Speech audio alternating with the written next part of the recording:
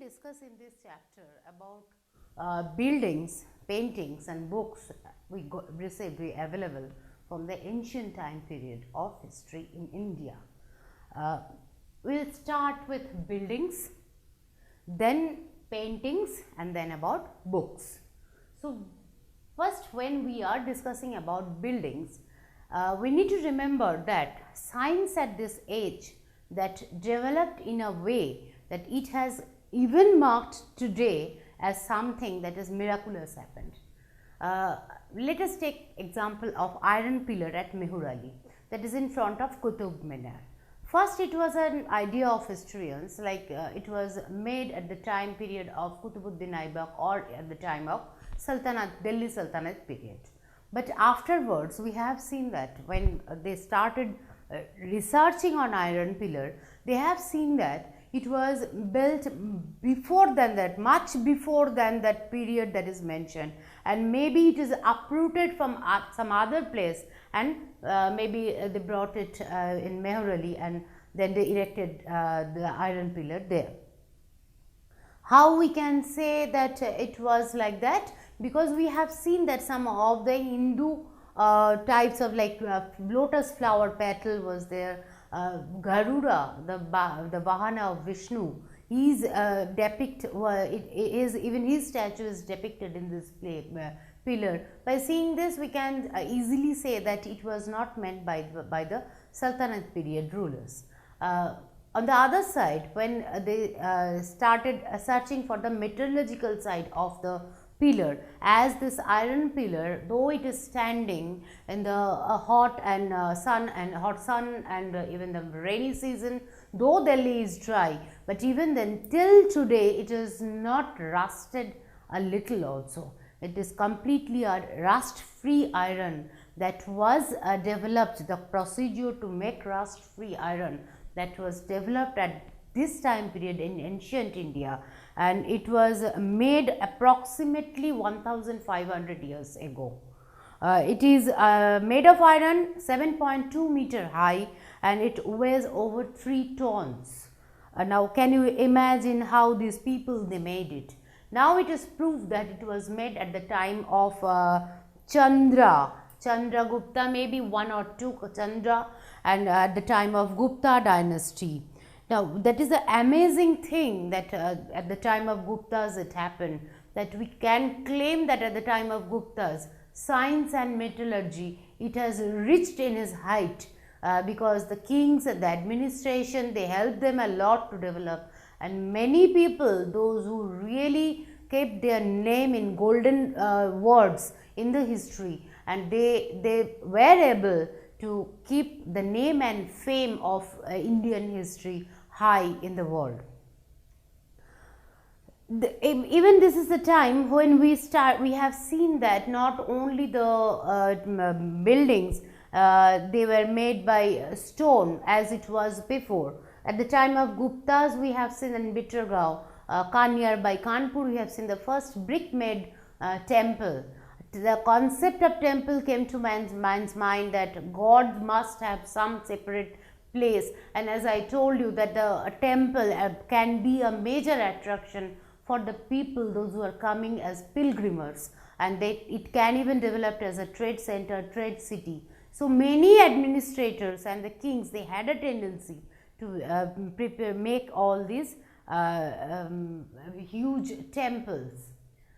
Another thing we have seen that the Buddhist stupas also, this is the time when it developed a lot, because most of the rulers like Ashoka, like Harshavardhana, they helped. Even the Gupta rulers, though they were the follower of a strict follower of Hinduism, but they were religiously not biased, and they helped all the other religion that was existing prevailing in the society, and as a result they also helped to make all these stupas. Now, these stupas were generally made for the Buddhist people or the Jain monks to stay for. Even they made some casket where the dead bodies of the monks they kept there may be the ashes or the things they used, those materials they kept all those in the casket. and they kept it in the stupa, and then they covered it with stone slabs.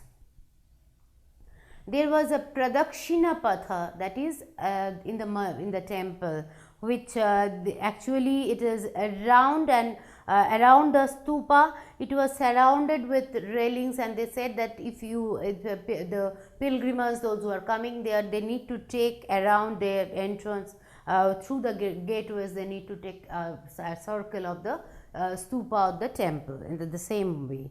Railings and gateways are often decorated with sculptures. Even we have seen that many places, maybe the one of the group, they have donated something, using their culture, their way of craftsmanship to make that stupa or the temple beautiful. Like Amaravati, at that point of time, it was a magnificent stupa, and many of these carvings were for decorating. It was a stupa was made almost 2000 years ago. We have seen that some of the craftsperson for stupa, they have donated maybe one gate made by ivory. They have the Ivory Makers Association, they have donated that gate, and that also is bearing as a real beauty, as well as that is showing their craftsmanship in these areas. And not only stupa, I told you, even the temples developed at that point of time. Many temples, the major deities were Shiva, Vishnu or Durga. They were worshipped at this time, and many temples where these deities were there, these temples were developed at this time. Most important of the part of all the temples as per Hindu ritual, it is the Garbhagriha. Garbhagriha means the place where they are, that is a place for the deities, a major deity to be there. And it was the priest who performed all those religious rituals, and many of the time the common people, they don't have even, they never had the right also to enter inside the Garbhagriha. Now shikharas, the tower, shikharas are the tower that in a temple, that custom also developed at this point of time, that the huge shikharas was made at this point of time, and they were usually given the magnificent look to the building, as well as the power of the deity, that also depict him by building magnificent shikharas. At this juncture of the time, building shikharas required careful planning, because it is not at the ground level they are preparing it up high on the temple, and it was a huge place where that they need to arrange the stones one after another to build them. There were some of the assembly halls in all the temples where all the people they can assemble there, and the finest temple was built at this point of time in Mahabalipuram and Aihole. Now, how was it made? Who was the sponsor? Who used to give money, that much of money to the people, those who are building temples at this point of time? It was mostly the king and the queen. Other than that, even the traders, they also helped a lot by donating for developing temple, for making temples. Even the common people also, in their how much they can do, maybe a craft person, they also have done something, because it is for a religious purpose, so they did in that way. If good quality of stone they have to found, and for that they need to carve it, change it, weld it, and then they need to use it for developing temples. If we see the temples at this point of time, if we even which of all the temples they are existing in India, we can easily find that these temples are beautiful. It is not only that anyway made for the deities to stay. Beautiful sculptures we can see on the stone on these temples, and these all are it is step by step, with a great planning they made all these temples. And if you are interested to know more, if you search history of any temple, any famous temple, you will find that lots of architectural sense and science working behind building this type of magnificent magnificent temples in India. Now, how common people they are helping, contributing, they are contributing to build a temple. It was not an easy job. We know that the kings, queens, they were there to pay the enormous whatever the money part is needed, because it was really a huge job to complete. They need to search for good stones, carve it, and they need to place it wherever the exact point it is needed, and for that the calculation, for that the people, the architect, those who are helping to build them, they were also were paid. Now how common people they are, they usually they contribute, either they are contributing their labor, or the pilgrimers, as a pilgrimer when they are visiting all these stupas and the temples, they used to bring some gifts or money. In that was the way that was the way actually they are helping that stupa or the temple to grow up more.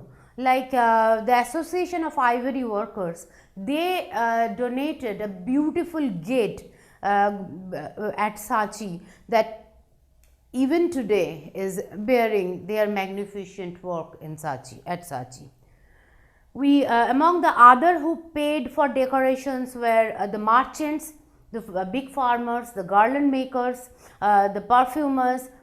So those who are the very common people, even some of the women also, they known only by names inscribed on the pillars, those who paid whatever, however and whatever they can pay for the betterment of these religious places. Coming to the painting, a major a huge collection of painting, mostly those who are talking about Jataka stories, we can see in the caves of Ajanta. Even today the colors they use, they are very much clear on this painting, and even today we are really surprised to see, it's really surprising that how they drew it inside those dark caves. Maybe day after day they need to lit some fire in some other way, and they need to make some arrangement of the light to draw those beautiful pictures. And even think about the colors, they used such a long back period that even today you can get the effects of this color on these pictures. They are mostly the cave paintings, and Ajanta is a place where we can find all these paintings. Next we will be discussing about the books. The world of books we can divide into majorly two parts. One is religious and another one is secular. Now the religious literature part will carry the Puranas, epics, stories that we got from the common people, and Jatakas and Panchatantra stories, they are in the religious side. And many secular literature also was there. We will discuss now about them. Some of the best known epics that was written in this period of time. Remember that Ramayana and Mahabharata, though the stories were there long back, they started, as we know that first they started listening to it and then learning to it. And that is the way generation after generation it passed by. This is the time when it was written, it came in a form of a book. People started writing it down. So it is the time for writing epics. Puranas means actually the literary meaning, if you see, that means old. So whatever the old slokas, old ethics of the society that we find that from the time of Vedic period that passed in the society, these all now it came out in the form of a book that was named as Purana. Now the Sanskrit epics we know that in India we have two epics, that is Ramayana and Mahabharata. I hope that all of you have read those stories that actually that told the lifestyle of the administrative people as well as the common people, those who were there at that point of time.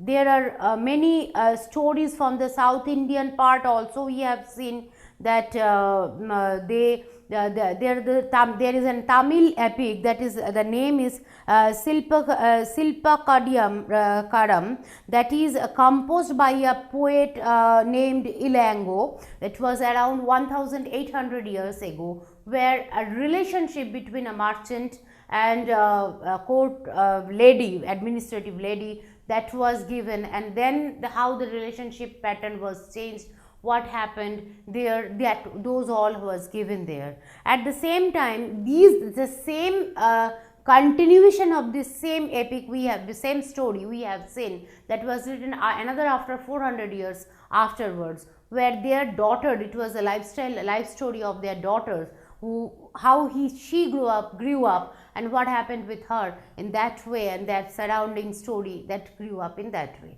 Now how they help in this us to know that how the society pattern was changing at the time of their parents and the time of daughter. What was the change in 400 years, this duration of time, how the society has changed. This glimpse we can see from these stories. And now people started preserving these stories. Now whatever the grandmother tells, kind of, or the gurus told all those stories about the deities, about the gods, it all started, people started writing them down in a form of book that is called as Puranas. It is written in simple Sanskrit words that is meant to heart by everybody, people can understand it. They started make Sanskrit also more available for common people, including women and Shudras, who were not allowed even to learn Vedas and all these things. Now by the form of Purana, it is available for all in the common people in the society. Common people, they used to gather in one place and they used to listen to them. Now they started learning the meaning. Now they started learning what it is written in Vedas. As these all are old things that was again rewritten, they were named as Purana. What about the story of Ramayana and Mahabharata? Ramayana was a story of a king who lived a very modest life, and who tried to change the society, and who brought a very it is an ideal type of character with an ideal kingdom, how king must be, how he has to rule to please his subject. These was we can find in Ramayana, where Rama, to please his father Dasharatha, he left everything, his kingdom, his everything, and he went to the forest to live there for 14 years. There, from there, even the king Dasharatha, who abducted his wife Sita, and at the end of the story, we have seen that Rama, who was actually representing dharma, that is the we can say the loyalty and the honesty, the modesty. He was representing them, and he was a winner. And as the way it's depicting, the epic is depicting us that we can even develop our life if our in the way Raja Ram has done, that if we can be honest and we can follow the way of honesty and truthfulness and all these religious ways.